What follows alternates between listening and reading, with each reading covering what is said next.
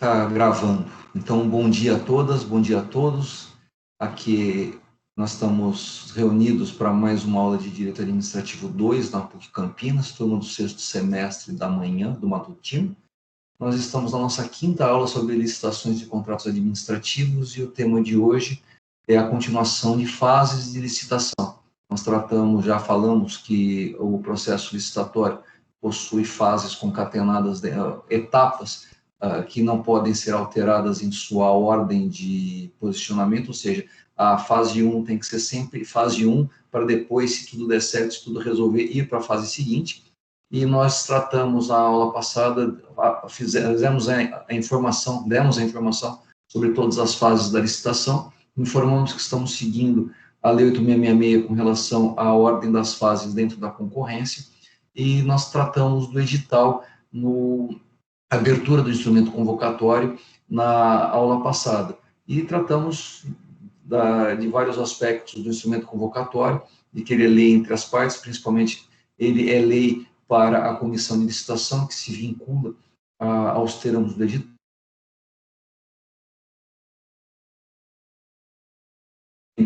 e que ainda eu não vi muita questão judiciária nesse sentido, entre o estrito cumprimento ou o cumprimento do texto literal dos termos do edital ou o cumprimento dos termos de maneira sistemática, ou seja, não seria a interpretação literal um sinônimo de vinculação objetiva ou vinculação total aos termos do instrumento convocatório, e falei que isso não era algo para vocês se preocuparem por enquanto.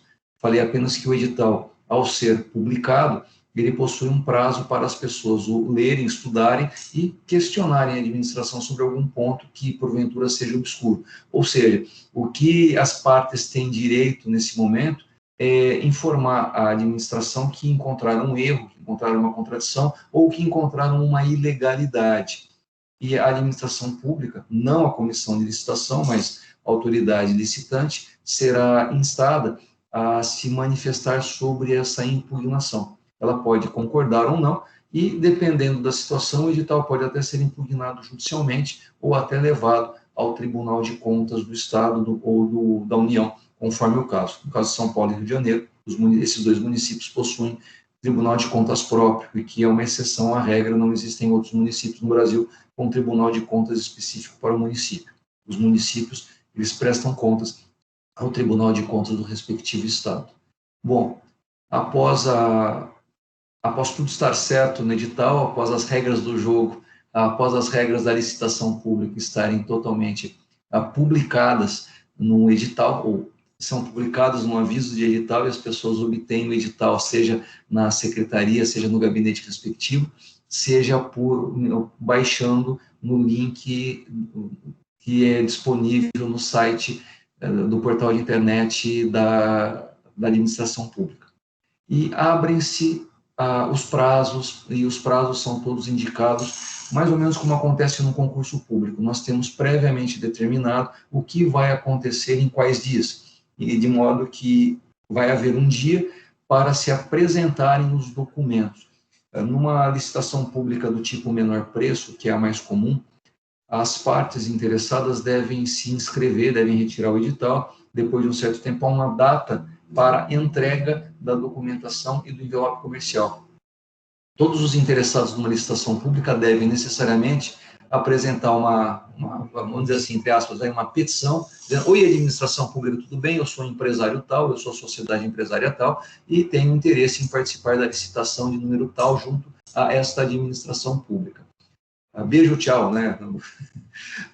E junto com esta carta, que é protocolada, a administração pública certifica que recebeu o pedido de inscrição dessa pessoa física ou jurídica, dessa empresário, dessa sociedade empresária, naquela licitação, e certifica dizendo que naquela data foram recebidos 2 envelopes lacrados. O primeiro envelope lacrado é o envelope com a documentação para a habilitação ou qualificação, e o segundo envelope é um envelope com a proposta comercial. No caso de licitações de tipo técnica e preço ou melhor técnica, há um terceiro envelope, e nesse terceiro envelope a apresentação da proposta técnica. e eles são separados, são lacrados, são identificados, e se por acaso qualquer um desses envelopes tiver sinal de violação nas próximas sessões públicas, se por acaso ficar caracterizado que eles foram abertos ou que o selo foi violado, dando a entender que houve tentativa de saber o que tem lá dentro, a licitação deve ser considerada anulada, tem que voltar tudo, tem que dar oportunidade para as partes fazerem tudo de novo, porque isso é uma afronta ao princípio da igualdade de competições, de competidores. Não é possível aceitar que um dos concorrentes, um dos competidores, tenha as informações dele divulgadas ou tentaram abrir aquilo antes do tempo. Isso tudo é proibido para permitir que o processo licitatório transcorra dentro da legalidade, da normalidade. Bom, por que são 3 envelopes? Ou 2 envelopes no caso da licitação do tipo menor preço? Porque cada envelope vai ser aberto na respectiva fase licitatória. O envelope com a documentação, ele será aberto exclusivamente na fase de licitação chamada habilitação, e o envelope com a proposta comercial será aberto na fase de classificação.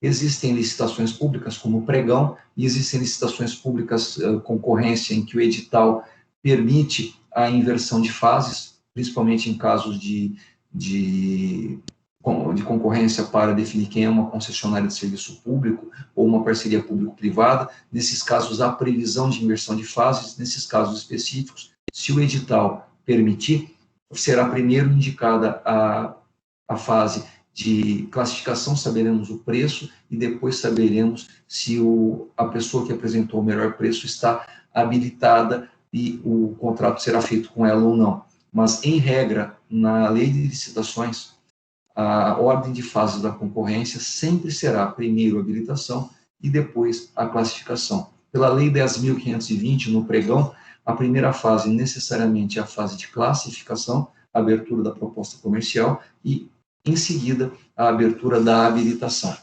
A fase de habilitação em que será aberto apenas o envelope do primeiro classificado. Veja, a concorrência, ela acaba sendo muito lenta por causa disso, porque se houver 10 pessoas interessadas numa concorrência pública, a fase de habilitação será uma sessão pública em que a comissão de licitação abrirá os envelopes de habilitação de absolutamente todos os competidores. Todos os concorrentes terão seus envelopes abertos. Então, veja, numa concorrência qualquer, em que apareçam 10 pessoas para competir, a comissão de licitação está obrigada a declarar aberta uma sessão pública para a abertura dos envelopes. Esses envelopes serão abertos na frente de todo mundo, ou seja, a sessão é pública e porta aberta, ou seja, todo mundo que estiver lá vai ter acesso a todos os documentos de todos os competidores. Isso acaba sendo demorado, porque analisar 10 envelopes, analisar o documento de 10 competidores é demorado. No caso do pregão, que é considerado uma licitação muito mais rápida, ele acaba sendo mais rápido, entre outras coisas, porque primeiro se faz a classificação, ou seja, nós vamos fazer a fase de classificação e vamos identificar qual é o melhor preço que será identificado como o vencedor desta fase de classificação, ou seja, será julgado primeiro colocado aquele que apresentar o menor preço. E assim que isso é definido, vai para a próxima fase, que é a fase de habilitação, e o envelope com a habilitação técnica que vai ser aberto é exclusivamente do primeiro colocado, ou seja, não serão abertos os 10 envelopes ao mesmo tempo. Abre-se exclusivamente o envelope do primeiro colocado. Se esse primeiro colocado for verificado pelo envelope de habilitação, que toda a documentação,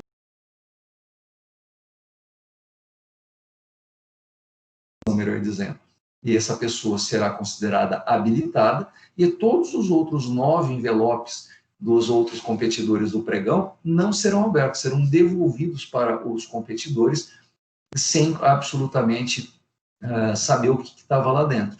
Ou seja, o pregão acaba sendo mais rápido, porque só precisa abrir um envelope de habilitação e do primeiro colocado na fase de classificação. Mas, lá em 1993, a Lei 8666 determinou que, para a concorrência, deve-se abrir a habilitação deve-se fazer a habilitação antes da classificação, e todos os participantes devem ter o seu envelope de habilitação aberto. Ou seja, vamos lá para a fase de habilitação, nos artigos 29 até o 33 da Lei 8666. E o artigo 29, eu estou acompanhando aqui pelo roteiro da aula, tá, gente? O artigo 29 estabelece 5 exigências, ou seja, todo competidor, todo interessado numa licitação modalidade de concorrência, deverá apresentar um envelope de habilitação, e geralmente é um envelope bem grosso, e dentro desse envelope ele precisa comprovar habilitação jurídica, habilitação técnica, qualificação econômico-financeira, regularidade fiscal e trabalhista, e uma quinta situação, que é declarar que não utiliza trabalho de menores de 18 anos em horário noturno ou em condições perigosas ou insalubres, e que não utiliza menores de 16 anos em hipótese alguma, salvo na condição de aprendiz, e não utiliza de jeito nenhum. Absolutamente não há menores de 14 anos trabalhando na empresa. Acho que vale a pena começar por esta última. Eu vou contar uma história que não é lenda urbana, isso é verdade. Eu trabalhei numa empresa há muito tempo atrás, e não era eu o advogado responsável pelas licitações da empresa. Não era eu que fazia o exame da documentação e não participava das licitações públicas, das sessões de licitação. Era um colega meu. E tinha que entregar, era o dia, né, e advogado adora deixar para o último dia. Paciência, não é verdade. Mas aquele advogado adorava deixar para o último dia, e ele, depois do almoço, no último dia, fechava a repartição pública às 17 horas, ele entrou no táxi, na época era táxi, a forma de... Assim, não era Uber, não era aplicativo nenhum, ele entrou com o gerente responsável pela licitação no táxi, e ele foi conferindo a documentação no táxi da sede da empresa que a gente trabalhava até a repartição que haveria a licitação pública.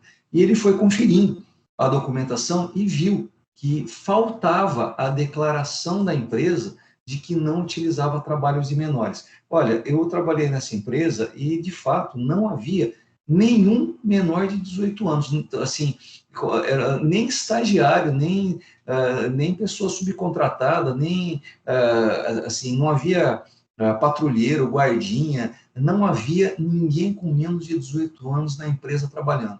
Não havia. Éramos 300, 400 empregados e nenhum deles tinha menos de 18 anos. Mas não importava isso, era preciso uma declaração da empresa ou da pessoa jurídica atestando, afirmando que isto era verdade. Ou seja, a empresa, ela não tinha, embora fosse verdade, embora ela cumprisse essa regra, ela precisava declarar o cumprimento dessa regra dentro dos documentos. O que ele fez? Ele pegou uma certidão negativa que atrás estava em branco, virou, porque era o único papel que ele tinha dentro do táxi, e escreveu à mão uma declaração, e tentou fazer letra bonita, mas a letra dele era tão feia quanto a minha, e ele declarou, assim, declaramos para os devidos fins e efeitos de direito que a licitante, a empresa tal, não utiliza de trabalho de menores de 18 anos de horário noturno ou em condições perigosas ou insalubres, não utiliza menores de 16 anos, salvo na condição de aprendiz, e não utiliza de modo algum trabalho de menores de 14 anos. Botou o local, data, assinou, o gerente responsável pela licitação assinou junto e colocou lá dentro e passou. Porque o que importava para a comissão de licitação era o cumprimento da regra. Não houve, em momento algum, durante a licitação, nenhuma diligência da autoridade pública licitante junto à nossa empresa para constatar se aquilo era verdade ou não. Não houve nem envio de ofício ao Ministério Público do Trabalho para que ele fizesse isso. Ou seja, se ele não tivesse colocado à mão esse documento, a nossa empresa não teria sequer participado da licitação, ou melhor, sequer teria passado pela fase de habilitação, porque ela seria declarada inabilitada. Ok? Vamos voltar aqui para as outras situações. Se bem que eu acho que aqui no roteiro, eu vou falar de um em um. Vamos seguir o roteiro, vamos para a página 6 de novo. Acho que vale a pena ler esse texto aqui do Diógenes Gasparini, se vocês puderem me acompanhar na leitura. Eu vou ler aqui, vocês acompanham aí. Com o encerramento do prazo para o recebimento dos envelopes documentação e proposta, ou seja, envelope de habilitação e envelope com a proposta comercial, tem início a fase de habilitação, que só tem essa cronologia, isto é, a segunda do procedimento, quando este é a concorrência. Na tomada de preços acontece antes. A fase de habilitação na tomada de preços, na verdade, é o cadastramento das pessoas antes de acontecer a tomada de preço, certo? Mas, como eu falei na aula passada, numa tomada de preços, se você, por acaso, se interessa pela licitação na modalidade de tomada de preços que está aberta e você não está cadastrado na administração pública que instalou aquela concorrência, você pode, naquela tomada de preços, você pode apresentar sua documentação e haverá uma fase de habilitação para você antes da abertura dos envelopes da proposta comercial. Okay? Continuando aqui no próximo parágrafo. Nessa fase de habilitação, em local, dia e horário designados no edital, a comissão de licitação, depois de aberta a sessão pública de habilitação, na presença dos interessados, proponentes ou não, pede aos presentes que examinem os envelopes proposta, recebidos em momento anterior ou por via postal ou protocolizados, e os rubriquem, pois serão mantidos sob sua guarda e responsabilidade para serem oportunamente abertos. Após, inicia a abertura dos envelopes de documentação, cujos conteúdos são examinados e rubricados pelos membros da comissão de licitação e pelos proponentes presentes. O que acontece nesse momento? A comissão de licitação, geralmente, em vez de abrir os envelopes um a um, ela abre o envelope vamos lá, são 3 competidores, tá bom? Então, são 3 envelopes, aliás, são 6 envelopes, 2 de cada um. O envelope está lacrado, o envelope com a proposta comercial, e a comissão de licitação pede que todos os participantes assinem, rubriquem os envelopes para ficar claro que aquele envelope continua lacrado e quando for aberto o envelope da proposta comercial, é aquele envelope que será aberto e não outro. Porque, afinal de contas, não há 2 envelopes com a sua assinatura e com a assinatura de todo mundo ali. Se por acaso for apresentado um envelope que não tenha um envelope do teu competidor, que não tenha a sua assinatura, é claro que aquele envelope foi trocado, foi substituído, e há uma nulidade evidente nessa situação, e o processo é completamente invalidado. Mas aquele envelope da proposta comercial, com a assinatura de todo mundo, vai voltar para a comissão de licitação, e ele só será aberto na próxima fase. O que vai acontecer nesse momento? Tem um envelope com a documentação toda, que é um envelope de habilitação, e aqueles envelopes serão abertos todos ao mesmo tempo, e a comissão de licitação costuma fazer uma coisa muito prática. O competidor A vai abrir o envelope do competidor B. O competidor B vai abrir o envelope do competidor C. E o competidor C vai abrir o envelope do competidor A. Ou seja, a comissão de licitação pede ajuda dos participantes para que eles verifiquem a documentação, e isso acaba ficando mais rápido. E não há problema nenhum, porque o concorrente competidor é um dos maiores interessados em encontrar erro no envelope de habilitação do seu competidor. Ou seja, se não tem ninguém melhor do que um competidor para abrir o envelope e ver se aquilo está tudo em ordem. Porque se faltar uma vírgula, se tiver alguma coisa fora do lugar, é claro que eu, como competidor, vou alegar que está faltando aquela vírgula importantíssima do meu competidor, do meu concorrente, e vou pedir a inabilitação dele porque falta um documento, ou porque um documento está errado, ou porque tem alguma coisa que não está de acordo com o edital ou com a lei, ok? Então, vamos lá. Continuando aqui a leitura. O julgamento dos documentos apresentados é normalmente feito na mesma sessão pública em que foram abertos os respectivos envelopes, ou depois de examinados e rubricados pelos membros da comissão de licitação e pelos presentes em sessão reservada, da qual só participarão os integrantes da comissão de licitação, e se for o caso, os assessores convocados. Esse julgamento reservado justifica-se pelo elevado número de proponentes, que redunda em grande quantidade de documentos que deverão ser examinados, e pela complexidade de alguns, como é o caso dos balanços e demonstrações contábeis, para aplicação dos índices comprovadores de solidez econômico-financeira de cada proponente. Desta sessão deve ser lavrada a indispensável ata circunstanciada e o resultado do julgamento, se são habilitados ou inabilitados, e deve ser publicado pela imprensa oficial. Eu já vou explicar tudo isso, tá, gente? Eu só vou terminar aqui a leitura do texto do Diógenes Gasparini. O exame dos documentos que se realiza nessa fase tem por base um instrumento convocatório, o edital, de sorte que devem ser eliminados do certame ou da concorrência todos os proponentes que não atenderam aos termos e condições desse instrumento convocatório, indicando-se sempre os motivos e mantidos os que obedeceram integralmente, ou seja, só vai para a próxima fase os participantes que estiverem habilitados, que cumpriram a lei e o edital em todas as circunstâncias. Se alguém, por acaso, mesmo que, como eu falei agora há pouco, mesmo que a empresa competidora ela cumpra o dever de não contratar pessoas com menos de 18 anos, se ela deixou de fazer essa declaração, ela será inabilitada. Ainda que tenha uma empresa que pague todos os impostos, mas ela deixou de apresentar uma certidão negativa de débito tributário, mesmo que ela, puxa vida, mas se eu trouxesse a certidão, ela seria negativa. Não importa. A falta de apresentação da certidão a inabilita. Ok? E continuando, é nulo o ato da comissão de habilitação, é nulo o ato da comissão de licitação que habilita a proponente em desconformidade com esse ato ou que permite ao proponente juntar documento faltante em outra ocasião. Vamos imaginar o seguinte, abri o envelope, chega alguém ali e fala assim, olha, isso aqui que é? Na hora que eu fui colocar a documentação no envelope, o estagiário, sempre o estagiário, a culpa, né, deixou de juntar esse aqui, então estou trazendo aqui para a nossa sessão. Isso não será aceitado, não será aceito. A comissão de licitação só poderá considerar os documentos que estavam dentro do envelope e entregues na data correta. Ainda que você prove, ainda que você consiga de alguma forma constatar que aquele documento tinha sido tirado junto com todos os outros e que por um erro, por um lapso do estagiário, aquele documento era para estar no envelope, mas não está, não será admitida a participação desta pessoa por um erro formal, simplesmente porque não cumpriu aquilo que estava previsto no edital de convocação. É uma regra extremamente formal e entende-se que a legitimidade da licitação acontece por meio do cumprimento estrito ao procedimento licitatório. Então, acostume-se com isso, a regrinha. Vou dar um outro exemplo de regra formal para... Nossa, mas que coisa terrível. Vamos imaginar que você, advogado, resolve contestar uma ação judicial no 16º dia útil do prazo, e nós sabemos que pelo Código de Processo Civil a contestação deve ser apresentada impreterivelmente até o 15º dia útil do prazo.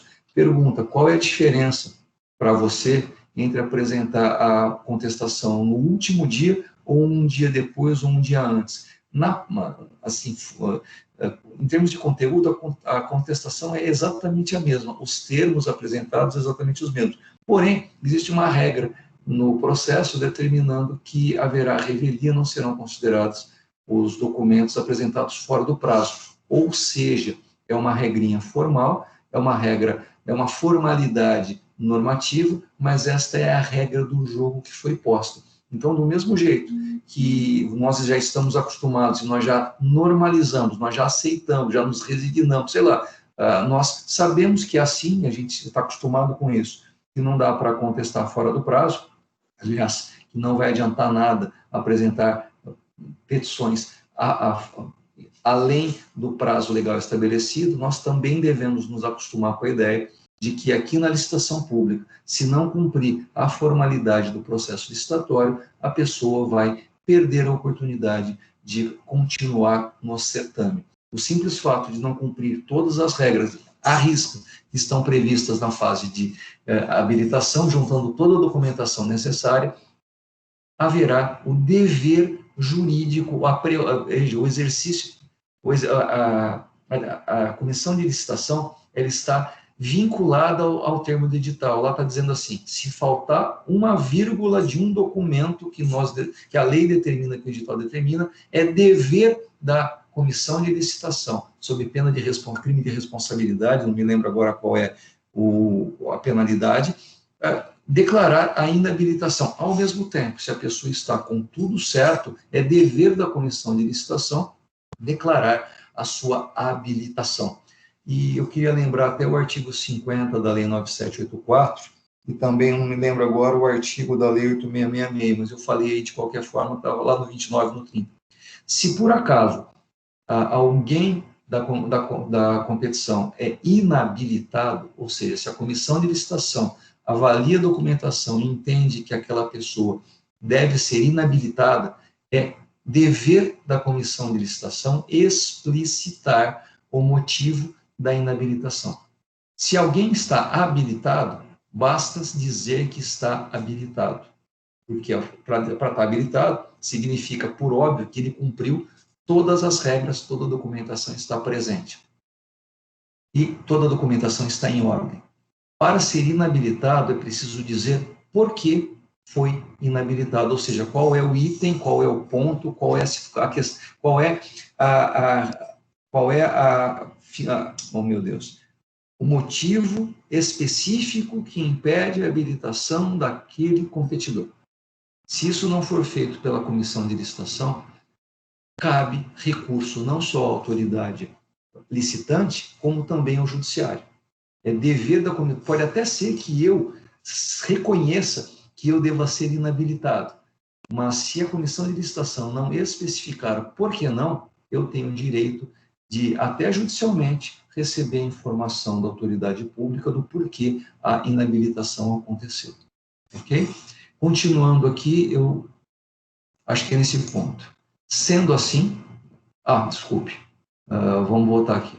É nulo o ato da comissão de licitação que habilitou o proponente em desconformidade com esse ato, ou que permite ao proponente juntar documento faltante em outra ocasião.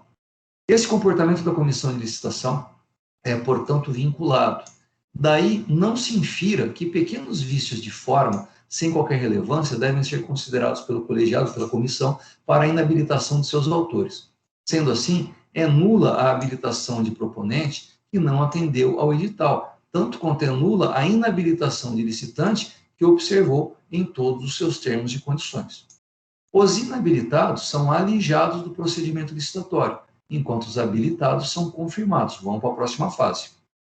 E a fase de habilitação, por essa razão, melhor seria se fosse chamada de fase de habilitação-inabilitação, porque é uma fase que alguns serão habilitados e outros serão inabilitados. Mas vamos ficar com fase de habilitação mesmo, que é o que a gente está acostumado, é o que a lei fala. Os habilitados tornam-se iguais e têm o direito subjetivo público de ver abertos os envelopes contendo as suas propostas comerciais e, conforme o caso, de ver ou não classificadas as propostas apresentadas. Esses são os efeitos jurídicos da habilitação. Portanto, a habilitação é o ato administrativo vinculado, mediante o qual a comissão de licitação confirma no procedimento da licitação os licitantes aptos nos termos do edital. Tudo isso que a gente leu agora está no texto Direito Administrativo do Diógenes Gasparini, na minha edição, página 660.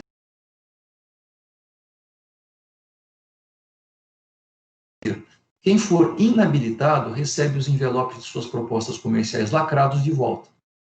E, claro, da decisão da comissão de licitação que habilitou ou que inabilitou, cabe recurso com efeito suspensivo à autoridade superior. Lá no artigo 109, lembro o inciso, está aqui, né? Está no roteiro, artigo 109, inciso 1º, a linha A, combinado com o parágrafo 2º. O prazo desse recurso na lei de licitações para concorrência é de 5 dias úteis, contado da lavratura da ata para quem estava na sessão e da publicação no Diário Oficial para os ausentes. Duas coisas importantes.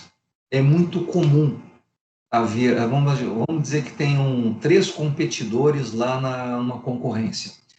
2 foram habilitados e 1 foi inabilitado. Vai acontecer, em regra, tá? Não duvida disso, é muito comum que haja 2 recursos para cada um dos competidores, ou seja, cada competidor vai apresentar um monte de recursos.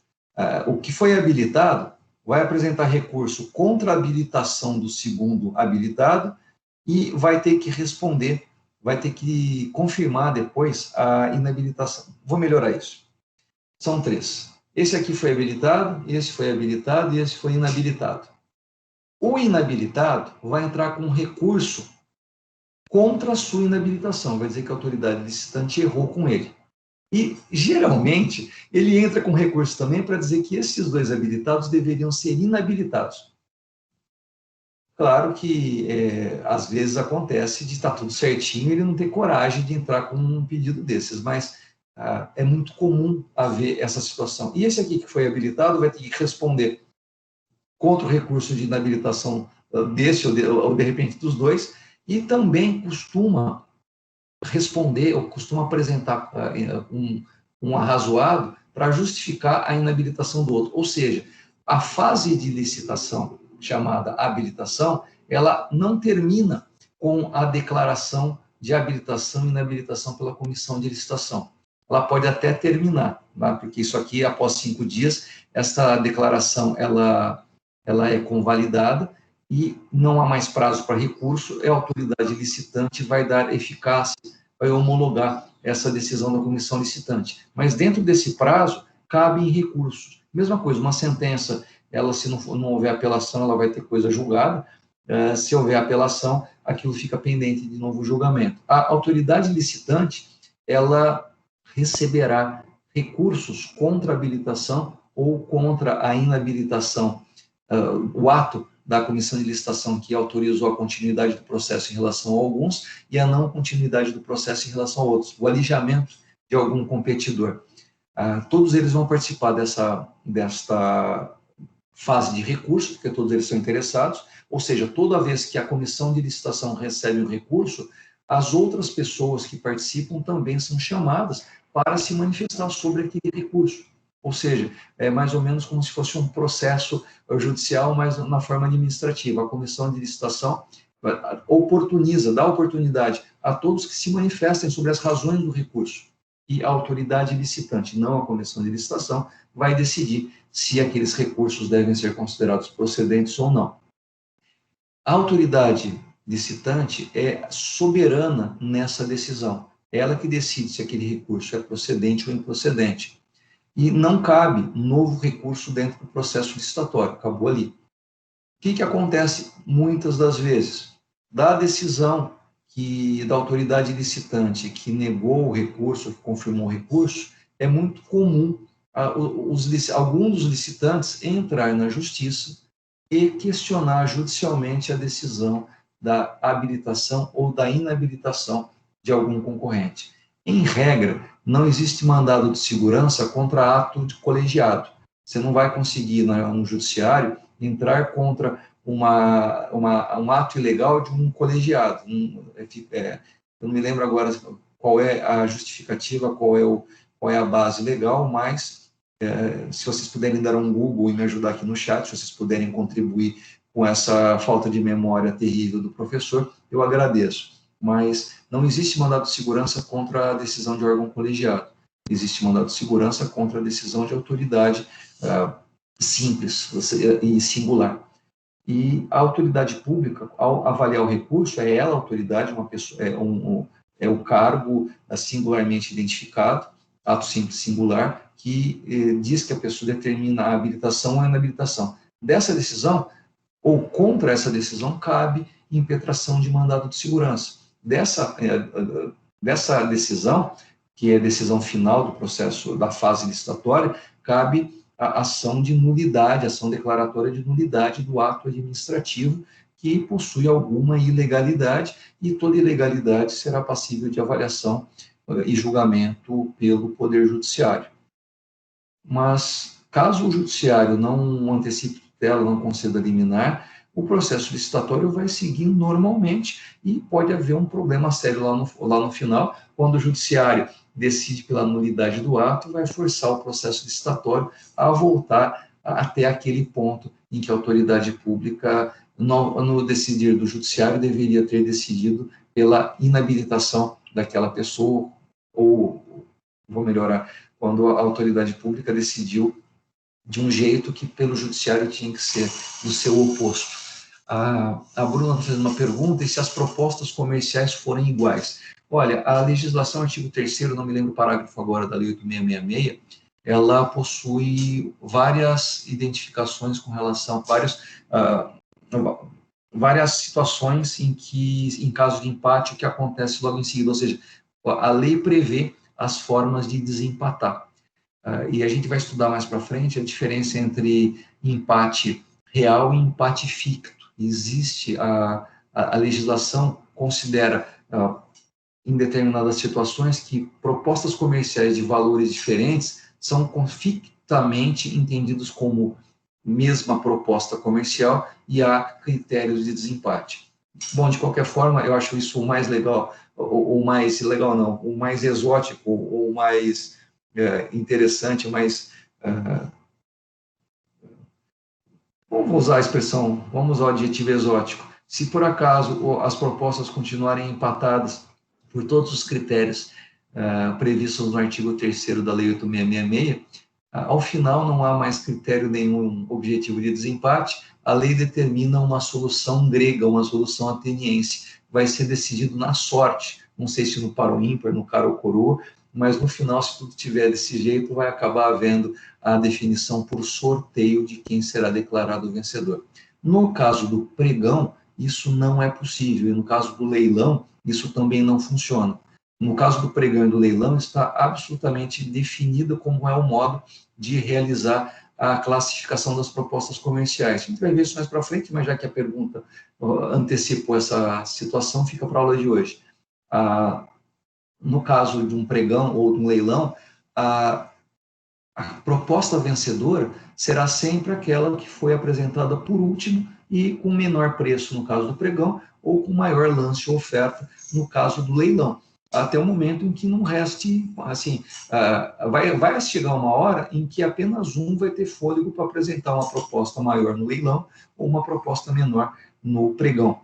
E essa menor proposta é o que determina a definição do classificado. No caso da concorrência, os envelopes eles são abertos e vale exclusivamente aquilo que está escrito nos envelopes. Se por acaso um envelope tiver lá como proposta R$1 milhão e 1 centavo, e o outro envelope estiver dizendo que a proposta dele é R$1 milhão e 2 centavos, esta proposta aqui foi um preço melhor para a administração, desculpa, de 1 centavo foi um preço melhor para a administração pública, e essa proposta aqui de R$1 milhão e 1 centavo vai ser a considerada melhor proposta, em detrimento dessa que foi 1 centavo mais cara.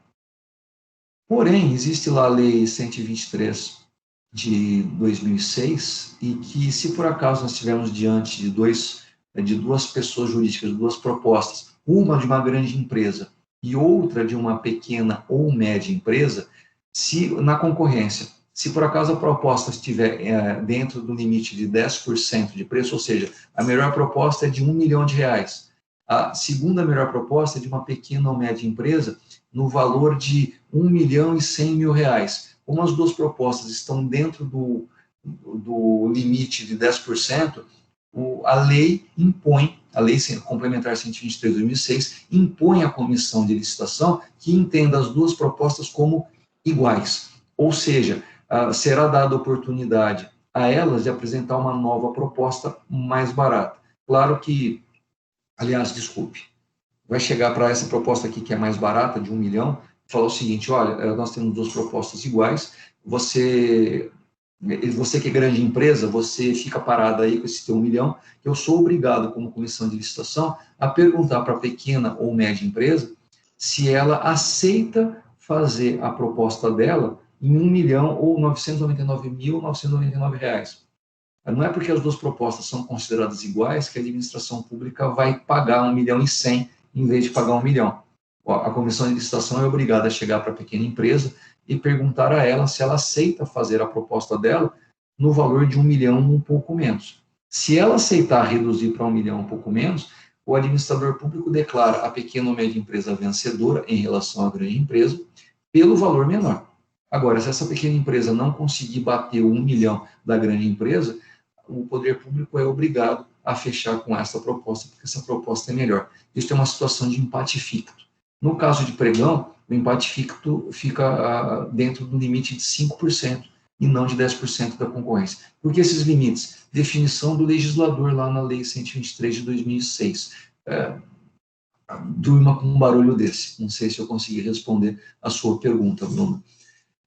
Bom, vamos lá. Existe uma situação bem interessante, tá?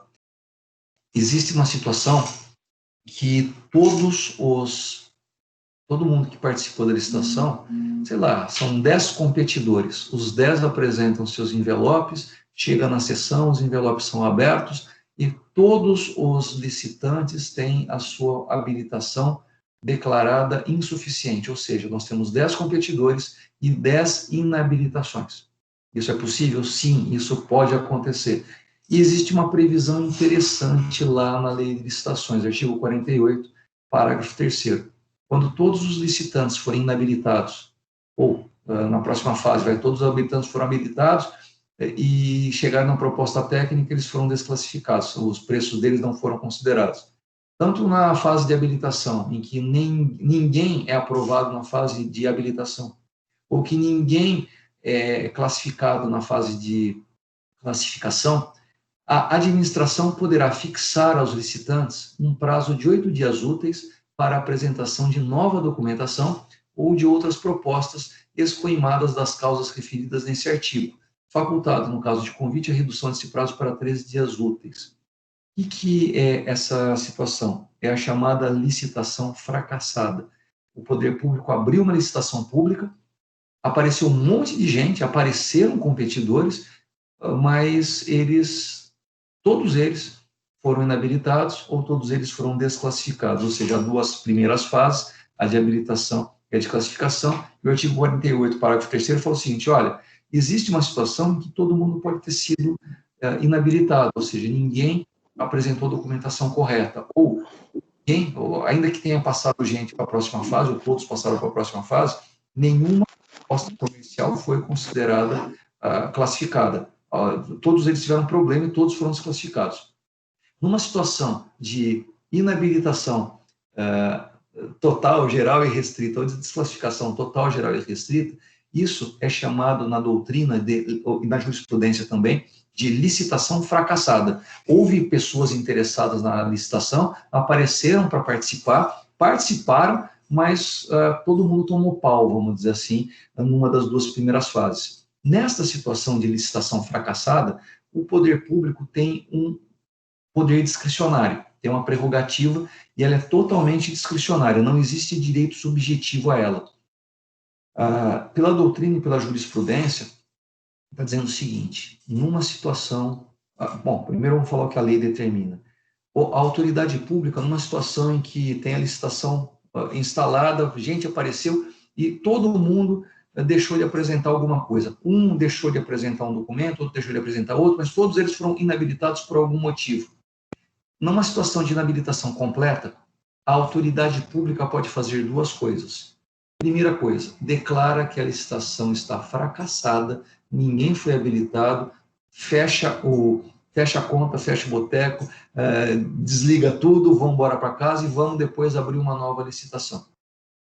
Ela pode fazer isso? Pode. E a segunda situação, e a segunda possibilidade prevista aqui no parágrafo 3º, o administrador público vai chegar para todo mundo e falar assim, filhinhos, vocês fizeram tudo errado, não foi legal, olha, eu quero manter essa licitação aberta, eu quero aproveitar os atos que nós já realizamos, eu gostei do interesse de vocês, então eu acho que por uma questão de eficiência, porque eu preciso fazer essa licitação, eu vou insistir nessa licitação e vou dar a todos vocês 8 dias úteis para voltarem aqui e trazerem a documentação correta.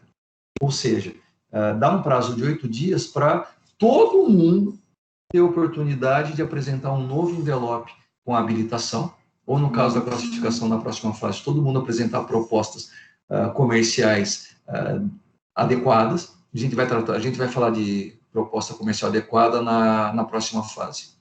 E vocês, eu vejo vocês daqui a 8 dias. Beijo, tchau. Veja, toda a doutrina e toda a jurisprudência entende essa posição, essa prerrogativa do administrador público como algo discricionário que ele não tem nenhum dever de fazer isso. A doutrina entende que ele, se quiser, ele vai fazer isso. E eles fazem isso por conta desse termo que está lá no artigo 48, parágrafo 3º. A administração poderá fixar aos licitantes o prazo de 8 dias. E doutrina e jurisprudência tem a mania de entender aqui no Brasil, não só no Brasil, que quando fala que a administração deve, isso é algo vinculado, ela precisa fazer daquele jeito. Quando diz a administração poderá, significa uma característica discricionária do seu ato. Ele vai ver se é oportuno, se é conveniente, então é um juízo de valor que cabe a ele, administrador, e ninguém tem nada a ver com isso. Ou seja, é muito comum em concursos públicos e em exames talvez exame de OAB, se bem que eu não me lembro da OAB ter falado disso, é muito comum entender que numa situação de inabilitação completa, numa situação de licitação fracassada, um administrador, uma das pessoas que participou, entra na justiça um mandado de segurança contra a declaração da licitação fracassada. A administração pública, haja vista que não houve pessoas habilitadas, eu encerro a licitação por declará-la fracassada. E aí o que acontece? Um dos participantes entra na justiça e fala assim, juiz, esse ato de declaração de licitação fracassada é ilegal, porque todos nós temos o direito subjetivo de o poder do administrador público abrir 8 dias úteis para nós, para a gente rever, para a gente apresentar nova documentação. A resposta certa, vamos dizer assim, dessa situação é que o juiz deverá negar liminarmente, de imediato vai negar seguimento ao mandado de segurança, vai extinguir o mandado de segurança até sem resolução de mérito, sob o fundamento de que não existe direito subjetivo contra uma decisão discricionária do administrador. Como o administrador poderia decidir tanto de um jeito quanto de outro, não cabe mandado de segurança numa situação dessa. Essa é a resposta certa de qualquer exame ou concurso que vocês venham a fazer. Não existe mandado de segurança, porque o mandado de segurança é um remédio constitucional para proteger um direito líquido e certo. Ou seja, para você ter um direito líquido e certo, é preciso que a autoridade pública cometa uma ilegalidade. Ou seja, ela realizou algo de maneira não vinculada. Ela tinha o dever vinculado de agir de um jeito, não agindo, aquilo afronta um direito líquido e certo do cidadão que tem o direito de impetrar um mandado de segurança contra aquilo. Como a lei é entendida como algo discricionário nesse sentido, ou seja, a administração pode ou não, conforme o seu juízo de conveniência e oportunidade, declarar a licitação fracassada. Aliás, é o dever dela declarar fracassada, mas ela poderá discricionariamente achar melhor dar 8 dias úteis para as pessoas. As pessoas não têm o direito subjetivo, o direito líquido e certo aos 8 dias, porque isso depende de uma consideração discricionária da administração pública. Mas vamos falar do princípio constitucional da eficiência, que consta da Constituição Federal desde 98, pela edição da Emenda Constitucional 19. O que significa eficiência? Eficiência significa que o administrador deverá realizar, de todas as formas, os meios mais otimizadores do cumprimento de suas finalidades. Ou seja, é muito mais eficiente, é muito mais prático, é muito mais otimizador, é muito mais lógico. Dá 8 dias para essas pessoas regularizarem a situação naquela licitação, do que cancelar, fechar o boteco com relação a essa licitação e depois fazer tudo de novo. Pedir nova autorização orçamentária, um novo processo de abertura interna de licitação, passar o edital novamente para a autoridade, para o advogado público, fazer tudo de novo e, se bobear, receber as mesmas pessoas que foram inabilitadas dessa vez. Veja, ainda que esteja escrito que a administração poderá, e ainda que toda a doutrina, toda a jurisprudência indique que a situação aqui realmente é de ato discricionário do administrador, a eficiência, ou o princípio constitucional da eficiência, até o princípio constitucional da economicidade, que também é princípio constitucional, embora não no artigo 37, acho que é no 72, eu disse acho, tá, gente? Vocês confirmem aí, dá um Ctrl F na Constituição e encontrem, por favor. A partir do momento em que nós temos que cumprir como administração pública tanto a eficiência quanto a economicidade, qual é o problema do administrador para ele não realizar, não conceder 8 dias úteis para convalidar, para conseguir fazer convalidar não, para conseguir recuperar toda essa licitação. Veja, com base no princípio de eficiência, com base no princípio da economicidade, é totalmente plausível entender o dever da administração pública nesse sentido.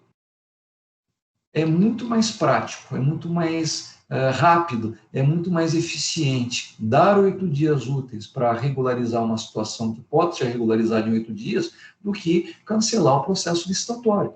É uma falta de respeito aos recursos públicos não conceder esses 8 dias, porque dando 8 dias é muito provável que pelo menos 2, 3 dos competidores vão conseguir regularizar e voltam para fazer isso. Mas atenção, uma coisa importante, essa prerrogativa de conceder prazo de 8 dias é exclusivamente na situação em que todos os competidores foram inabilitados ou todos os competidores foram desclassificados. Numa situação em que são 10, 11, 12 competidores e um é habilitado ou um é classificado, não aconteceu licitação fracassada.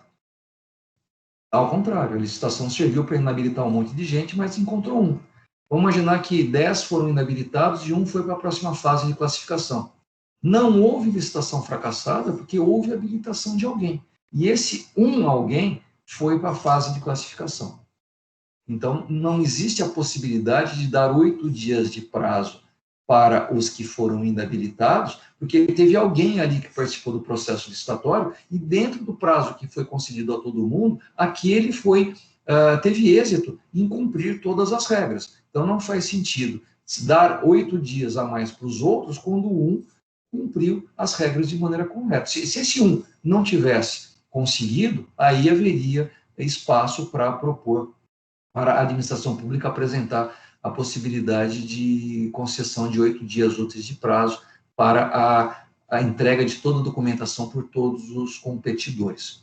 Mas vamos continuar. Aquele foi para a próxima fase de classificação. Foi aberto o envelope comercial dele e a proposta comercial é desclassificada. Era só um conjunto, lembra da teoria do conjunto de matemática? Nós temos um conjunto de muitos, hoje tem um conjunto unitário.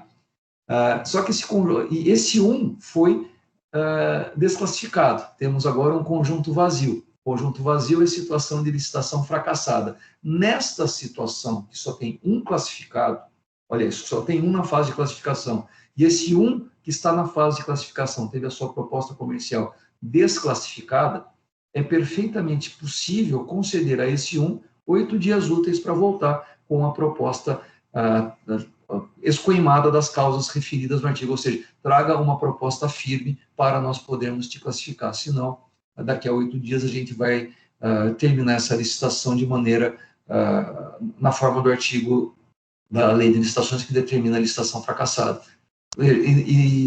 Embora a lei, aliás, é uma outra situação interessantíssima, a lei só permite conceder uma vez os 8 dias úteis, e a lei não fala nada de prorrogação desse prazo de 8 dias.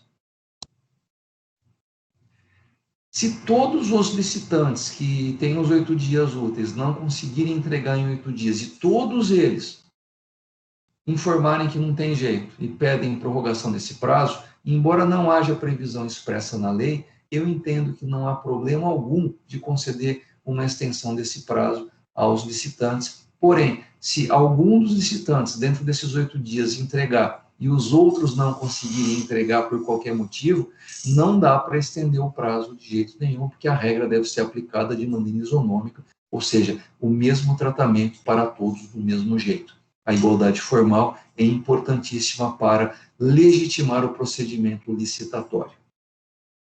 Nenhuma pergunta, nenhuma dúvida. Eu fiz 2 perguntas para vocês que têm acesso aí ao Google.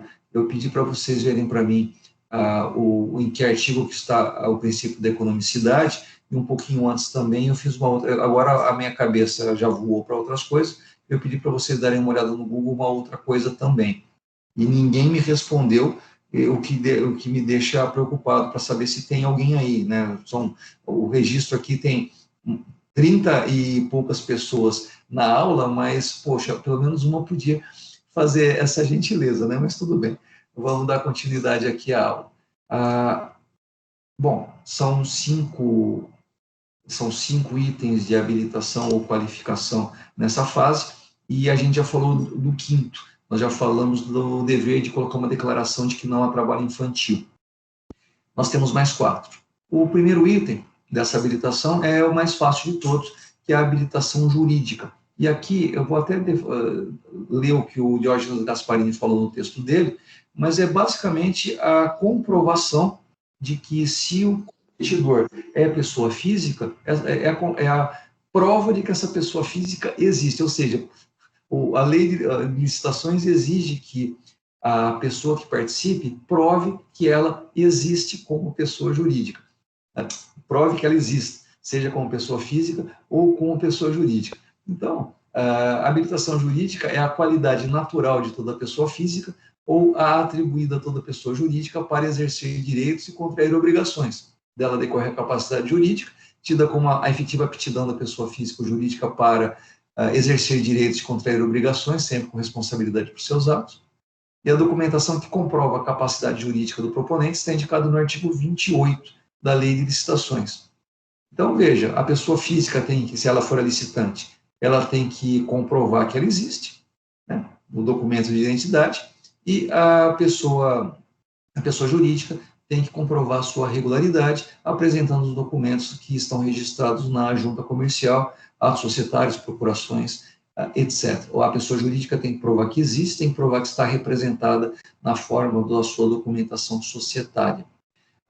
Uma coisa importante, tá? Eu sei que é meio bobaginho, vai estar mais para frente, existe uma coisa chamada regularidade fiscal. E lá na regularidade fiscal é que deve haver a apresentação do CPF ou do CNPJ da pessoa licitante. Ou seja, só uma coisinha boba, tá? O CPF e o CNPJ não são habilitação jurídica, são habilitação fiscal. Mas a lei não obriga e não causa nenhum problema se você juntar o RG e o CPF junto, em vez de colocar, olha, habilitação jurídica RG, habilitação fiscal CNPJ, CPF. Não tem esse problema. O que importa é que haja dentro do envelope uma cópia do documento de identidade, uma cópia do cadastro, do cartão do cadastro de pessoa física, o CPF, e no caso de pessoa jurídica, importa que esteja lá dentro o contrato ou o estatuto social da pessoa jurídica e o cartão do CNPJ, Cadastro Nacional de Pessoa Jurídica. Precisa estar no envelope. Agora, se por acaso eles estiverem separados, se estiverem juntos, se estiver apresentados como se fosse uma coisa, se o CNPJ estivesse lá na habilitação jurídica, quando era para estar na habilitação fiscal, essa filigrana, esse formalismo não existe. O que importa é que esses documentos estejam lá no envelope, dentro do envelope. Mas, sei lá, de repente, tem aquelas perguntas, famosa, entre aspas, pegadinha, a respeito do que seria o CPF ou o CNPJ, respostas certas fazem parte da habilitação fiscal e não da habilitação jurídica. A habilitação jurídica simplesmente é prova da identidade da pessoa física e prova da regularidade jurídica da pessoa jurídica. A pessoa jurídica, para que ela seja regular, ela precisa ter os atos arquivados na junta comercial ou, no caso de entidade de sociedade civil, registrado no cartório das pessoas jurídicas. Então, essa documentação precisa constar como habilitação jurídica, e no caso de pessoa jurídica, já que a pessoa jurídica é uma ficção, é preciso que haja os atos de representação para saber quem é a pessoa física, ou seja, a pessoa de carne e osso, que estará lá na comissão de licitação como representante legal da pessoa jurídica. Pode ser, se for um sócio administrador, o nome dele está no contrato social, já está regularizado, já está pronta a regularidade jurídica. Claro que tem que apresentar o documento, a pessoa que está ali se representando precisa apresentar o documento de identidade para comprovar que ele é exatamente a pessoa que consta do contrato social. No caso de estatuto social de sociedade anônima, é preciso que haja um ato de posse do diretor ou uma procuração assinada pelo diretor que representa a empresa, representa a pessoa jurídica, outorgando direito para aquela pessoa, para aquele procurador que está presente na licitação para representar e para realizar os atos em nome da pessoa jurídica. Essa documentação toda tem que estar presente no envelope, sob pena daquela pessoa ser declarada inabilitada por falta de habilitação jurídica. Eu confesso que eu nunca vi até hoje eu participei já de muita licitação, eu nunca vi alguém for inabilitado porque faltou juntar o documento de identidade, faltou juntar o contrato social, eu nunca vi. Mas, se por acaso o advogado esquecer de colocar esse documento lá, não, veja, eu ando com o meu documento de identidade na minha carteira. Eu vou na sessão de licitação, é claro que eu estarei com o meu documento de identidade, mas isso não importa. É preciso, formalmente, que uma cópia do documento esteja lá no envelope, sob pena de inabilitação jurídica. Isso é meio, uma formalidade, etc., mas é uma formalidade que sempre foi cumprida. Eu não me lembro nem de julgados, eu não me lembro de ter visto um julgado discutindo uma inabilitação jurídica porque o documento de identidade da parte não estava presente e aquilo não seria necessário, ou aquilo não seria considerado um motivo. Eu realmente,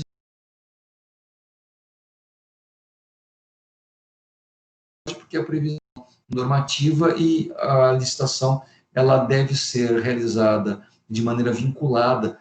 Todos os atos da comissão de licitação devem se vincular ao edital, e lá está dizendo que se faltou, a pessoa é inabilitada. Mas eu nunca vi ninguém sofrer inabilitação por causa disso. E, bom, próximo item, esse aqui é bem importante, porque esse é o que o advogado não consegue ajudar. Aqui nessa hora, a melhor pessoa, o melhor amigo de quem participa de uma licitação é o contador. É alguém que tem a capacidade de entender as nuances do balanço patrimonial, todos os documentos contábeis. Bom, o que é qualificação técnica? Bom, nós temos que ter a constatação por documentos de aptidão profissional e operacional do licitante para a execução do objeto da contratação, que é averiguada no procedimento licitatório ou diretamente nos casos em que não cabe a licitação. E a qualificação técnica ela é dividida em três, tá? Ela tem nós temos a qualificação genérica, nós temos a qualificação específica e nós temos a qualificação operativa ou operacional. E em cada um desses aspectos, a qualificação técnica deve ser apurada conforme exigido no edital ou no ato em que a administração pública libera a licitação. No artigo 30 da Lei 8.666, principalmente no inciso 2º, está dizendo que, nesse particular, a entidade licitante pode exigir do proponente essas três situações. E qualquer exigência fora do que está previsto lá no artigo 30 é nula e pode ser impugnada administrativamente ou pode ser declarada nula judicialmente. Vamos falar cada uma delas que vai ficar mais fácil. Vamos imaginar que uma prefeitura abre uma licitação modalidade de concorrência para construção de uma ponte.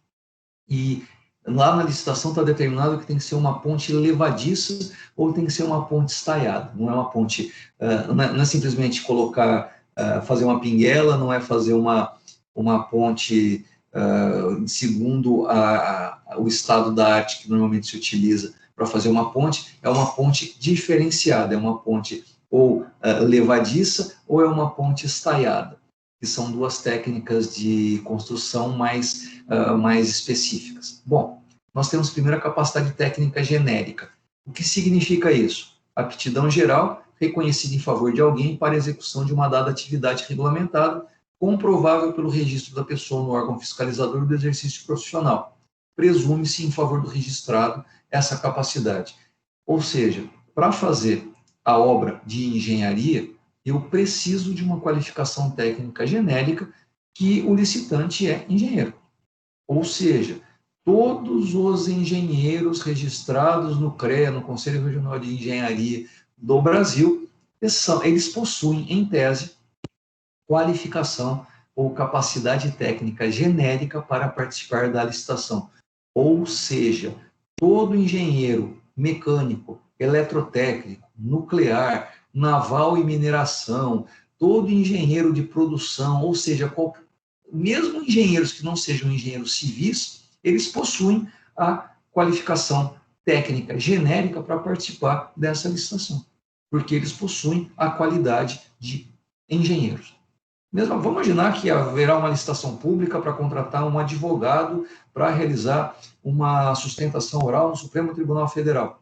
Veja, no estado de São Paulo, no Brasil, nós temos milhares, talvez milhões de advogados, todos com capacidade técnica genérica, para se apresentarem na licitação. Assim, olha, eu sou advogado, eu estou aqui. Ou sociedade de advogados, sociedade de engenharia. No caso da ponte, tanto engenheiros se apresentam, quanto sociedades de engenharia se apresentam. A sociedade de engenharia precisa, como ela é uma pessoa jurídica, mostrar que possui engenheiro nos seus quadros funcionais, ou mesmo no seu quadro societário, e esses engenheiros, por serem engenheiros, veja, quem se formou na faculdade de engenharia é bacharel em engenharia, né? Ele só se torna engenheiro quando ele se registra no órgão regulamentador da profissão. Mesma coisa no caso de advogado. Advogado não é quem se forma em direito, ou como dizia minha avó falecida, quem se forma em advocacia, a faculdade é de direito.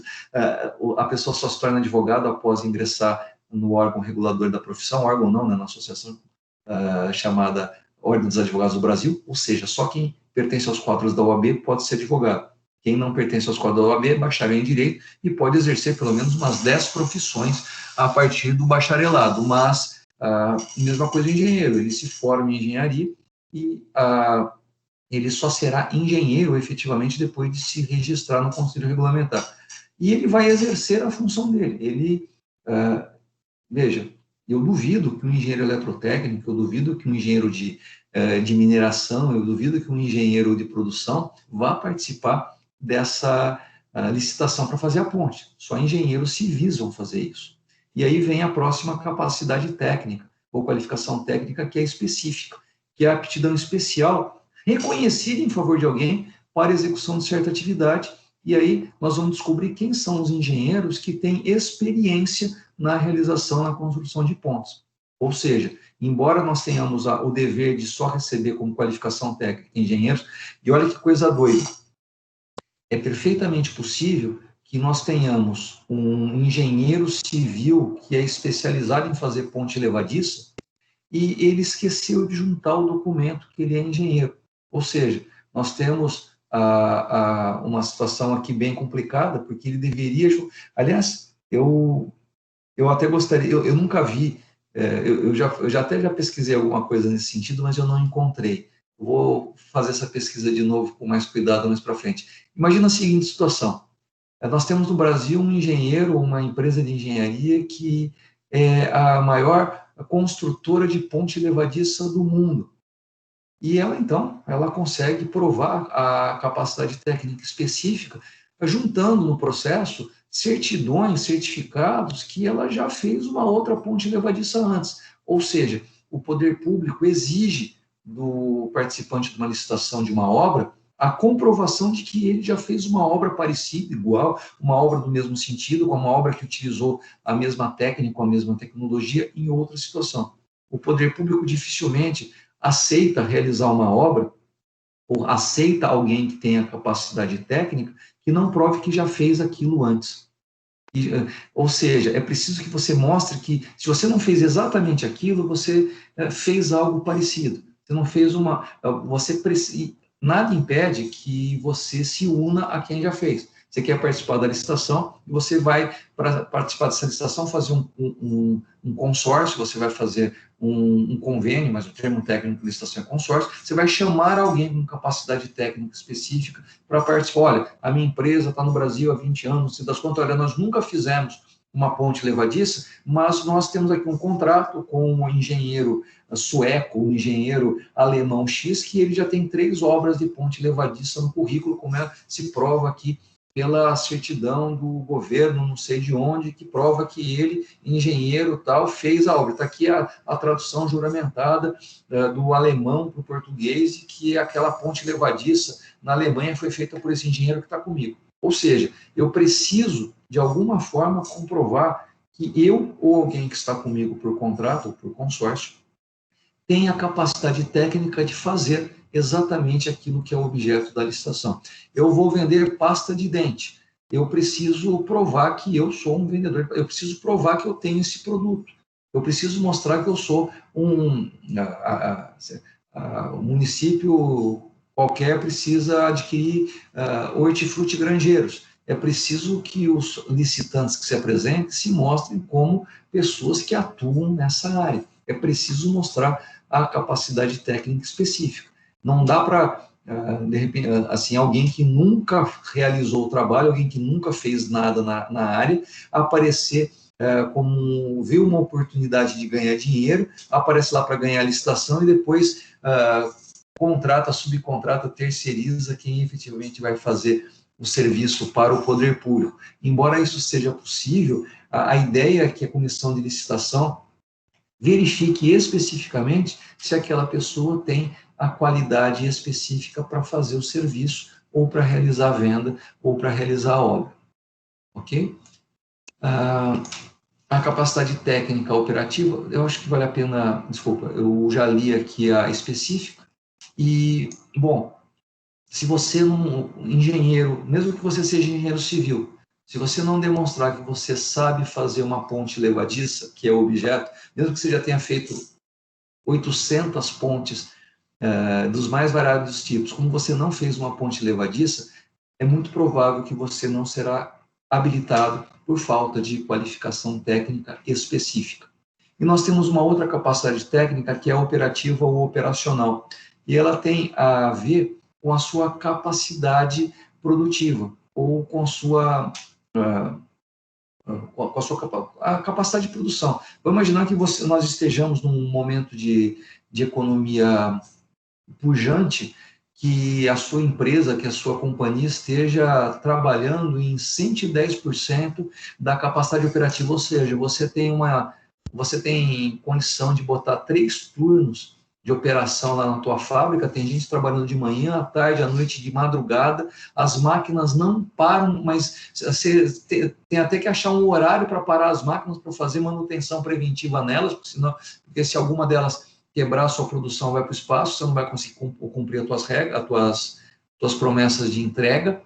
Você nunca trabalhou tanto na vida, você nunca teve uma produção tão alta, e aí você vai participar de uma licitação pública, e você tem uma escala de produção tão grande, você está produzindo tanto, que você tem um ganho de escala, você está conseguindo vender mais barato que os seus concorrentes, porque você está com um ganho de escala muito grande, a sua produção está tão eficiente, que enquanto os seus concorrentes estão vendendo a 10, você consegue vender a 8, e por força de redução de custo de produção. Se bobear, o teu lucro está até maior que o deles. Mas você entra numa licitação pública e, veja, você já está com 110%